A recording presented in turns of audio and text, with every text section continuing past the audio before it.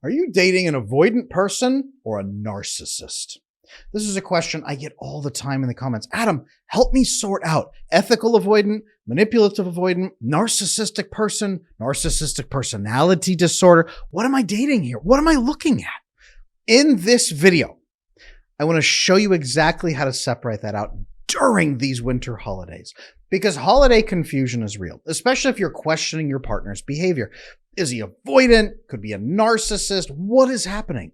So let's not wait until that New Year's kiss or the kiss under the mistletoe to find out if you're really paired with a narcissistic person who's probably going to hurt you.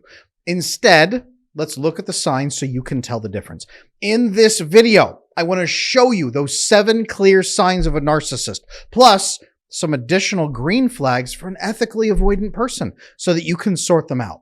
If you've been mystified and wondering what the heck you're dealing with, this video will make it clear. I'm Adam Lane Smith, the attachment specialist. For anybody who's new here on this channel, thank you so much for joining us. And for everybody who's been supporting me and got us to 100,000 subscribers, thank you so much. And to all of our members who keep the lights on and keep us growing and advancing, thank you for supporting this channel and believing in our mission of 1 billion people securely attached around the world. That is our mission, to bring secure attachment to 1 billion people. It starts with this video.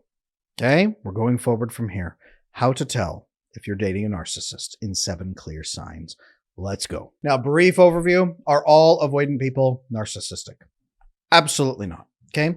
Avoidant attachment style is the belief that other people are not trustworthy because they get stressed out, they're hurtful, they're arbitrary, they just can't be trusted. And this is on a long spectrum, from ethical avoidant that says other people are just stressed out, they're not evil, they're not hurtful, I don't want to hurt them, I have a strong sense of right and wrong, I'm just going to stay a bit detached from other people and stay back and take care of myself, then they can take care of themselves. No harm, no hurt, neither way, live and let live. Right? Ethically avoidant people. As you slide down the spectrum, though, and as children especially accrue more and more damage for other people, they begin to believe other people are more hurtful, more negative, more harmful, more malicious. And you start accruing traits that says, I got to watch out for me. Other people will hurt me if they get a chance. They would do worse to me if they got a chance. So I need to get my needs met. And you can begin rationalizing more and more hurtful or manipulative behaviors on your end. This leads to manipulative avoidant attachment style over on this side of that spectrum. So the avoidant spectrum split that way based on how you respond to other people.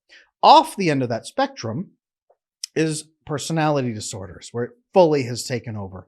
You no longer relate to other humans in a healthy way. You have very inappropriate behaviors. You are always in hyper defensive mode and always ready to fight and take what you need to. Narcissistic personality disorder, antisocial personality disorder, all kinds of issues off that spectrum. But as you go down this spectrum, you do accrue more and more narcissistic traits with the personality disorder off that scale. Okay, makes sense so far? What we need to understand here is that avoidant attachment style is not inherently narcissistic, but it is inherently self-protecting. Narcissists in particular use emotional withdrawal manipulatively to hurt and inflict harm to drive behavioral changes. Whereas more ethically avoidant people, they're genuinely uncomfortable with intense closeness and they pull back, but they don't experience oxytocin bonding, so they have no idea what that feels like. They're not pulling away to cause harm. They're actually usually pulling away to prevent harm to either side. They don't understand how much it hurts. Very big difference. Now, the confusion trigger here is narcissists may act very deeply affectionate when it's convenient, only to withdraw unpredictably as punishment, often leading their partners to feel confused and emotionally trapped, starved, blamed. What happened? Why am I being abandoned? This can create a massive bond, sometimes called a trauma bond, where it says, you did all these horrible things, fix it, fix it, fix it. And you rush around and fix it. And they say, oh, you're such an amazing person. You made me feel so good. We did this together. Okay. And then they like inflict this upon you. Then they reward you. Inspire pain and suffering, relieve that pain and suffering when you behavior modify into what they want you to be. It's a very hurtful way of managing an animal, wrongful way, and you being treated like an animal. That's the narcissistic pattern. Okay. So when people come here to this channel and they hear me praise avoidant people, I'm praising the ethical avoidant variant. They are hearing the manipulative variant and or the narcissistic personality disorder off over here. I want to classify that very specifically. A lot of you have asked me, Adam, how do I tell the difference? In this video, again, I'm going to be showing you how I and my certified coaches, what we look for in manipulative narcissistic people. So when you come in and report in coaching, Adam, this is what I'm looking at. Tell me what's happening. Tell me what's going on. These are the 7 signs I look for a narcissist, and then the 4 signs I look for an avoidant person who's more ethical. 11 clear signs. Okay, let's go through them really quick. Red flag number 1 for a narcissist: love bombing before major events happen. Grand gestures followed by coldness or disregard. Pedestal feeling followed by plunging devaluing. We had an amazing weekend together and now they never want to speak to me again, and they broke up with me and now they're having sex with 17 other people, right? Massive amounts of emotional intimacy and love bombing, and then push you aside and push you straight into the garbage can. This is a big sign I look for because that person's managing you with big gestures, and they probably know what they're doing. Ethically avoidant people don't usually do this because they're not trying to drive amazing feelings and then crash you. This is a pretty big sign of a more narcissistic, more manipulative partner. Red flag number 2, a lack of genuine empathy. Here's the thing. Avoidant people who are more ethical, they still have some empathy. They don't want to hurt anybody. But a more narcissistic person is disinterested or dismissive, maybe in the holidays of your holiday concerns or family traditions. They don't care how you feel. They don't care if you get hurt. They don't care if you're sad. They lack empathy for your sadness and hurt. Ethically avoidant people might say, well, I understand how you're feeling. I don't feel that same way. And that's not my problem. They might say that. But a narcissistic person will mock you, or laugh at you, or yell at you, insult you, be angry at you for even having feelings, and utterly dismiss everything that's important to you. That's a clear sign of a narcissist. Red flag number 3, manipulative withdrawals, such as using silence and stonewalling to punish you for bad behavior, pointedly, on purpose, rather than taking genuine space because they're nervous or overwhelmed and they need to go process. An ethically avoidant person will pull away and it will hurt, but it's because they get so overwhelmed, they pull back. And it's their only way of feeling safe themselves. They're not doing it in any way, shape, or form to hurt you. In fact, it actually grieves them if they ever understand that it is hurting you, but they feel trapped between a rock and a hard place. A manipulator will use this silence to hurt you on purpose. And you know the difference. You've seen the difference. You know exactly when they know it. You can see it in their eyes. You can hear the way they say it. It's when they're giving you the silent treatment like this, pushing off, refusing to conversate with you, and saying, see, now you know how it feels. Things like this. Very clear sign. Red flag number 4, an excessive need for control. Insisting on dictating holiday plans, for example, without considering your input whatsoever. Everything has to be micromanaged down to the exact little detail. It's my way or the highway. I need to get what I need. I know what's right. You don't know what's right. Get out of here. I'm going to do it. You're going to do it wrong. Insisting on everything being my way or the highway, or hey, sorry, this just isn't going to work. And that right there, massive, massive sign for narcissism. Red flag number 5, and this is a big one, surface level charm. They act caring in front of other people, but they're emotionally unavailable or hurtful in private. They have one face for public and one face for you. And they are overwhelmingly charming and amazing and adoring to everyone around them. So everyone goes, oh man, he will do anything for anybody. He will stop by the side of the road and rescue a bus full of orphans. And you're sitting there going, he screams and yells at me and my children and tells us we are garbage and says that we are the scum of the earth. What are you talking about? On the outside, they manage everybody with great looks and feelings, and no one will ever believe you that you are at home. He is a monster. This is a much bigger, clearer sign of narcissistic tendencies. Ethically avoidant people still kind of try to look good on the outside, but they don't have Dr. Jekyll and Mr. Hyde kind of switches back and forth like that. Red flag number 6, an obsession with blame, and especially shifting blame. They avoid any kind of responsibility whatsoever. No apologies. It's never my fault. And if it is, it's this much, but this much your fault, especially during holiday stress, often blaming you for conflicts. You're the reason I can't be happy. You're the reason this fight went bad. You're the reason because you dared raise your concerns. You dared. You did this. And it's always you. They're not willing to stop and say, share your thoughts with me. Share your perspective. Let's talk about it. What's going on? Let's talk about what's going on. Like, okay, I don't know if I can work on this with you, but let's have the talk and let me hear your side.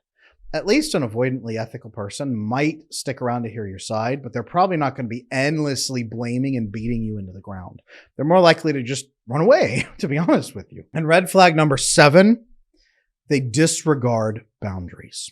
They push your boundaries, often under the guise of holiday spirit or special occasions. Come on, it's not a big deal. Just this one time. It means something to me. Come on. I thought we were friends. I thought I was special to you. Really? You can't even do this one thing for me? And they push on your boundaries and manipulate. They want a short-term, instant gratification and don't care how they get it. And they are willing to burn you out and cast you aside. Ethically avoidant people, it's not that they don't necessarily understand building sustainable relationships, but they at least don't want to burn it out this fast. They're not looking for disregarding boundaries. They actually love boundaries. They feel like they're not clear to them and they want their boundaries held. So they're more likely to regard your boundaries pretty reasonably and have a conversation. It's just that they don't know what your boundaries probably are and they're trying to feel them out. And bonus flag number 8, it really sums up all of these. He treats you more like an object he wants to move around, or an animal he has to modify your behavior with, a shock collar, more like a chair or a livestock, right, than a human being. And he's willing to use pain to force you to move where he wants you to go. If somebody is doing that, they're way down here on this side of the spectrum, toward manipulative, off toward personality disorder. Now, they don't have to be a full-on sociopath, what we call antisocial personality disorder. They don't have to be full-on, but they have a lot of manipulative tendencies. And this right here, this is what I look for when it's not going to work in a relationship, okay? Or almost certainly not going to. There's things you can do, there's conversations you can try, but these people don't respond to healthy, loving intimacy. They only understand boundaries, consequences, and hard lines and ultimatums. And that sometimes is the only thing that can get them to shift around to start thinking about their behavior. Very rarely can those relationships work out. They can sometimes, but not usually. I do not recommend staying with these avoidant people whatsoever. All the comments that people leave saying like, just run, that's usually these people over here. The ethical avoidant people, completely different experience over here. And that's why this channel, we focus on healthy avoidant behaviors way over here on this side. This is workable. Now, let's go through some green flags for avoidant partners, okay? 4 green flags I do look for that tells me that somebody's probably more ethically avoidant, okay? Number 1, they're a little bit more open communication about their needs. Now, they might withdraw and be nervous, but sometimes they'll explain that discomfort fairly openly, especially if you make space and say, hey, I've noticed you pulled away. It sounds like something kind of went wrong. Can you talk to me about it? I'd love to work with you on it. And they'll go, and they have this look. They always like turn one eye to you and they look at you like this, like a bird inspecting something, the dangerous. They're looking at you like this and they'll have that conversation, and they'll be tense, but they'll have the conversation. They might pull away, but they'll listen. Really, really crucial, okay? And over time, they often will open up to you if you learn their language. I teach that language inside the How to Love an Avoidant Man video course. That's why I built that in there, to show you how to make needs measurable, how to have these conversations, these risk-focused conversations in their core language, their native language as they understand it, how to have that conversation. It's in the How to Love an Avoidant Man video course. Now, green flag number 2, most ethically avoidant people, like I said, they respect boundaries. They love boundaries. That's part of their language. They'll put up boundaries and they usually won't push yours as long as they know what yours are. If you can have reasonable, honest conversations with them about expectations and boundaries, they actually like it quite a bit. It's the unspoken boundaries and unspoken expectations that don't make sense to them. Now, green flag number 3 that I look for is fairly consistent action over time. Avoidant people, ethically avoidant, although they're distant, They tend to be a bit more consistent in their actions compared to narcissists, especially in their patterns. They're less likely to collapse into screaming, blaming, attacking, hurting. They're more likely to jump in, have that novelty dopamine be high for the first 5 to 7 months. It starts to fade. They feel less connected. They try to make relationship patterns work. They're not sure what to do, but they'll still talk with you. They use the same kind of excuses as things fall apart. They try to make it work, but they struggle. They withdraw when they're stressed out. Very similar patterns over and over and over again that I look for. And bonus flag number 4, and this is big because it's the core of avoidant attachment style. Avoidant attachment style is made for survival in hard circumstances and relationships and environments. So avoidantly attached people who are ethical, they tend to show up during every crisis, and they're there. They are locked in. They are the person you have always wanted. And they don't use that assistance later to justify taking from you. He is really, truly helpful when it counts. When the chips are down, he will be right there at your side with a gun, firing into the enemy troops and taking care of you, protecting you. He's got you in one arm and a gun in the other hand, and he's fighting for survival. And this is where you see him. This is where you respect him. This is where you trust him. This is what avoidant behavior is designed for, is survival. He doesn't show up this way in the other areas because he doesn't know what to do. But when the chips are down, he is there, and he does not weaponize it against you and blame you and demand compensation later. He just does it, sometimes quietly, sometimes silently. Really good sign of ethical avoidant behavior. So use these 7 signs that we've talked about so far as clues to understand your partner's behavior. Is it narcissism or is it something more harmful? Now, if you have gone through this test so far and it feels like you're dating a narcissist, okay, I need you to do a couple of clear things.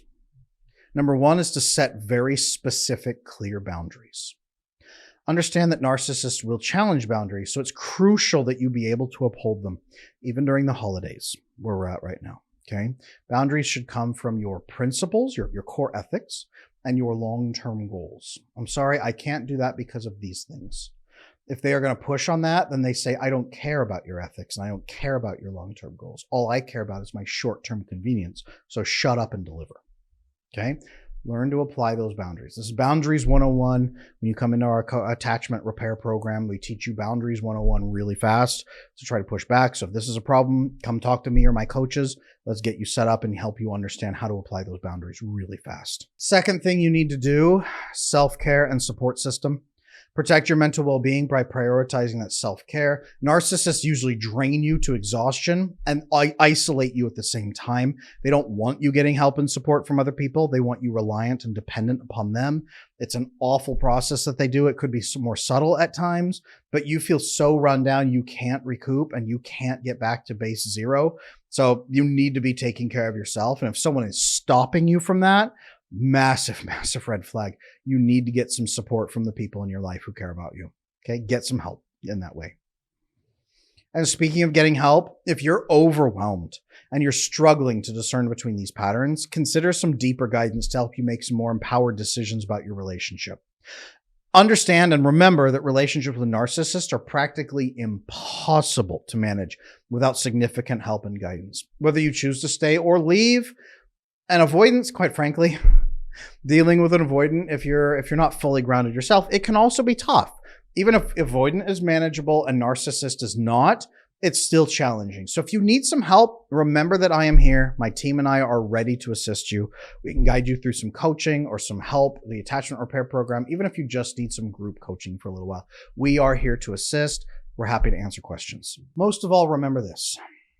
The holidays don't turn someone into a narcissist. But the holidays can reveal a lot about a partner's true colors, whether that's an ethical avoidant person or more narcissistic traits. Understanding these signs can help you decide what is best for you. So if you're dealing with emotional overwhelm, if you need support, make sure you check out my references and my resources designed to help you regain clarity and emotional balance.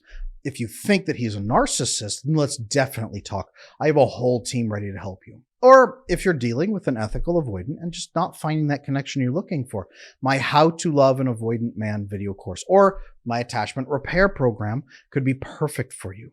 Don't let confusion ruin your holidays or your relationship.